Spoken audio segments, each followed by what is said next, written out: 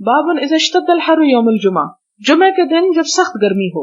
حدثنا محمد بن ابی بکر المقدمی قال حدثني حرمي بن عمارة قال حدثنا ابو خلدة وهو خالد بن دینار قال سمعت انس بن مالك يقول كان النبي صلی اللہ علیہ وسلم اذا اشتد البرد بكر بالصلاة۔ انس بن مالک کہتے ہیں کہ نبی صلی اللہ علیہ وسلم جب سردی سخت ہوتی تو جلدی نماز پڑھ لیتے، اذا اشتد الحر ابرد بالصلاة، اور جب گرمی زیادہ ہوتی تو نماز کو ٹھنڈا کر کے پڑھتے دیر سے، یعنی الجمعہ کا، یعنی جمعے کے دن خاص طور پہ۔ وقال یونس بن بکیر اخبرنا ابو خلدہ وقال بالصلاة ولم يذكر الجمعہ، اور ابو خلدہ کی روایت میں کیا آتا ہے؟